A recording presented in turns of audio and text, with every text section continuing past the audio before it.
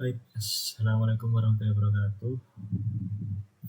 Perkenalkan, saya Muhammad Bagus Prayogi dengan NPM 2403 1010 148 dari kelas Bahasa Indonesia G529 dari program studi Teknik Kimia. Kali ini saya akan membahas atau lebih tepatnya menganalisis tentang kesalahan berbahasa pada website Siamik UPN Veteran Jawa Timur. Oke. Karena website ini masih tergolong baru, Xiaomi masih memiliki beberapa kekurangan. Salah satunya yaitu beberapa kesalahan bahasa yang menyebabkan para mahasiswa terkadang kebingungan dengan beberapa penggunaan bahasa yang ada di dalam website tersebut, sehingga menyebabkan informasi tidak dapat disampaikan dengan baik. Oke. Kita lanjutkan pada bahasan yang pertama, yaitu tipografi.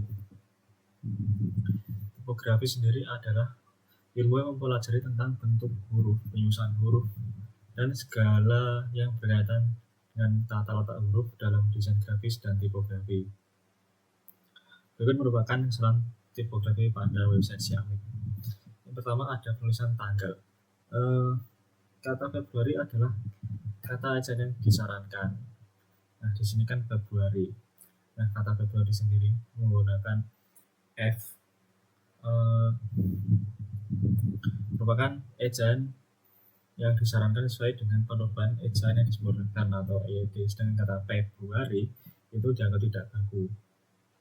Kita lanjut. Knowledgeable, innovative, productive, resilient, agile, honest.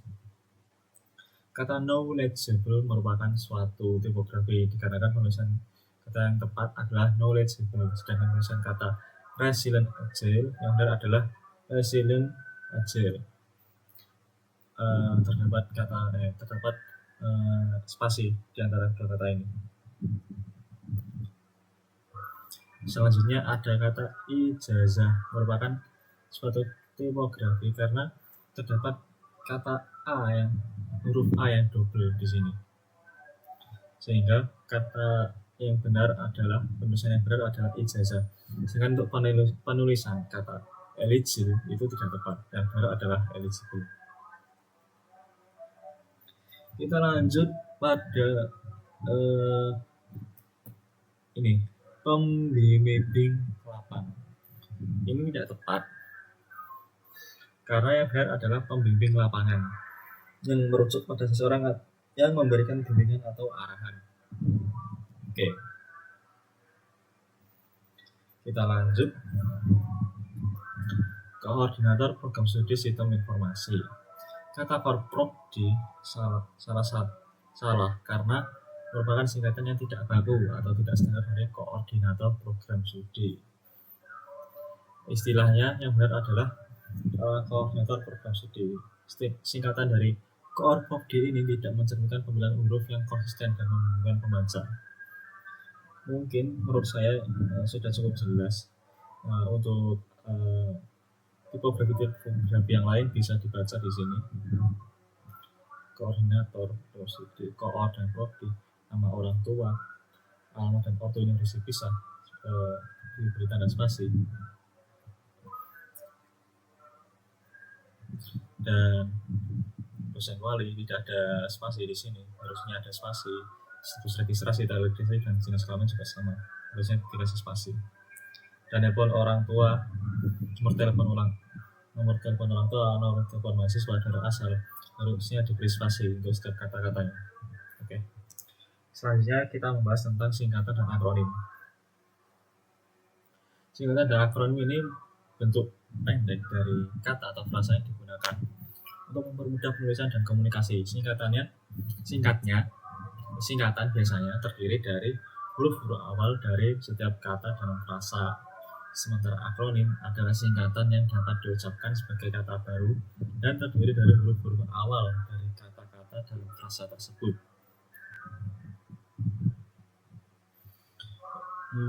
Penggunaan dari singkatan dan akronim ini sangat umum dalam berbagai bidang. Untuk sebagai cara untuk menyederhanakan bahasa dan mempercepat proses komunikasi serta penulisan. Nah, dan juga mempercepat proses pengetikan. Berikut merupakan contoh kesalahan singkatan dan akronim pada website Siamik. Oke. Yang pertama ada KHS dan UKT, kartu studi dan uang kuliah tunggal. Kata KHS dan UKT ini sebenarnya adalah singkatan yang umum dan digunakan, namun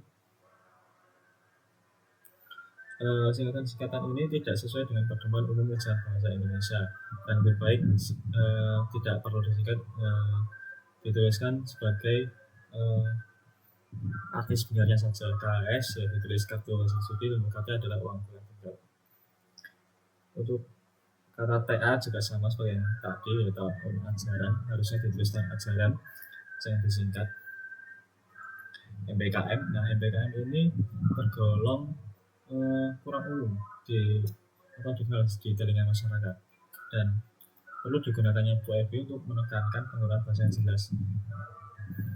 jelas artinya agar pesan yang disampaikan ini dapat dipahami dengan mudah oleh pembaca atau pendengar. Oke. Selanjutnya ada IPS, Indeks Prestasi Semester. IPS ini tergolong umum untuk digunakan dalam konteks pendidikan di Indonesia, namun Bu Evi lebih menganjurkan penggunaan kata yang lengkap, yaitu indeks prestasi semester, terutama dalam penulisan-tulisan resmi atau komunikasi formal. Ini membantu memastikan bahwa pesan yang disampaikan ini dapat dipahami dengan jelas oleh siapapun. Selanjutnya ada PKL, WIB. Nah, PKL dan WIB ini kurang lebih sama seperti yang sebelum-sebelumnya, yaitu lebih baik ditulis secara lengkapnya. PKL ya ditulis Praktek Selabang, WIB dan ditulis Waktu Indonesia Barat. Dan ada juga tanggal registrasi, seharusnya ditulis tanggal dan jangan disingkat TGL, karena penggunaan kata lengkap tanggal registrasi lebih sesuai dalam penulisan formal untuk memastikan kejelasan dan keseragaman. Oke. Lanjut, nomor telepon mahasiswa, nomor telepon orang tua, dan daerah asal. Ini lebih baik dijabarkan saja, jangan disingkat seperti 0 HP ortu, daerah asal yang tidak dispasi, 0 HP mahasiswa. Nah, ini tergolong akronim yang salah dan suatu tipografi. Lebih baik dijabarkan saja seperti nomor telepon mahasiswa, telepon orang tua, dan daerah asal ini diberi spasi di antara kedua kata tersebut.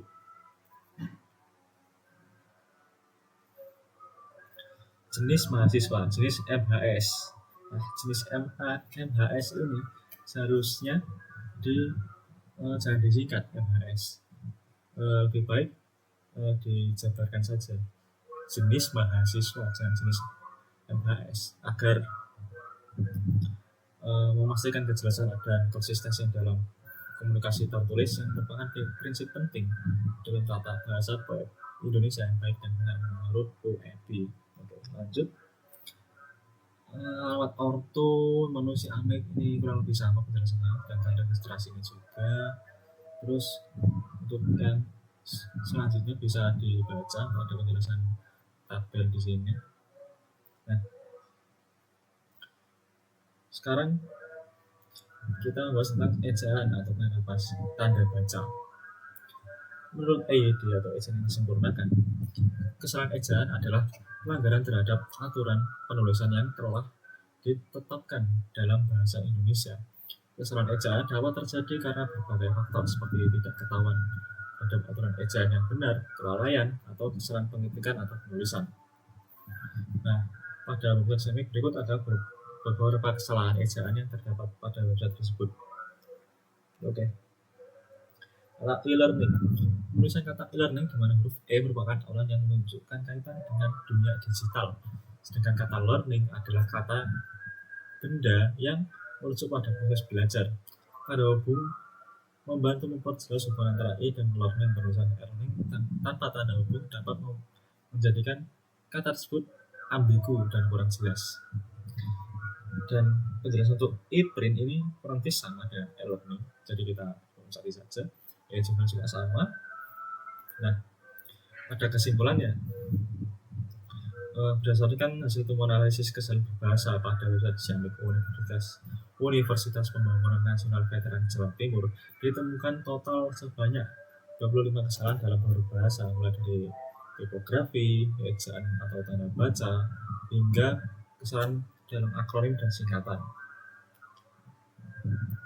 Kesalahan yang paling sering muncul adalah kesalahan pada akronim